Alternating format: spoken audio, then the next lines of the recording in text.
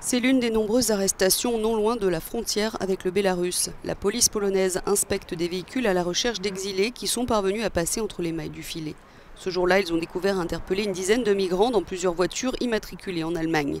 Selon les autorités polonaises, 500 passeurs présumés ont été arrêtés en Pologne depuis le mois d'août dernier.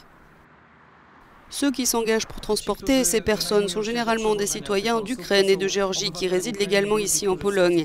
Il y a aussi des gens qui ont des cartes de résidents allemands, principalement des Irakiens et des Syriens. Malheureusement, nous constatons aussi de plus en plus souvent l'implication de groupes criminels polonais et étrangers ici. Si certains migrants expriment leur volonté de rester en Pologne, d'autres essaient d'aller plus à l'ouest.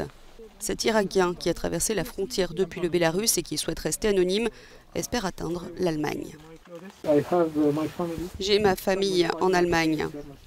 Moi, je n'ai pas voulu ça. Je n'ai pas décidé de souffrir, de subir ce cauchemar. Mais c'était un danger pour ma vie de rester en Irak.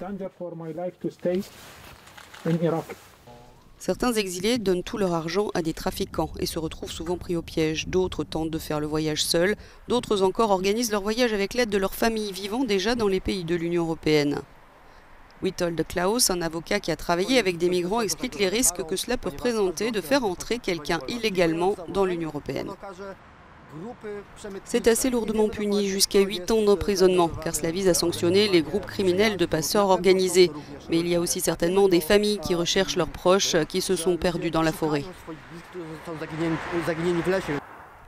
Le nombre de passages à la frontière entre la Pologne et le Bélarus continue de diminuer. Mais les militants qui aident les migrants du côté polonais affirment que de nombreux exilés se cachent encore dans les forêts polonaises et que de nombreuses familles recherchent leurs proches portés disparus dans l'est de l'Union européenne. Selon le gouvernement polonais, la construction de sa clôture prévue le long de la frontière bélarusse va bientôt commencer. Avec plus de 20 000 agents déployés dans la région et une aide internationale de l'Estonie et du Royaume-Uni, la Pologne espère sceller complètement la frontière et empêcher les migrants de la traverser.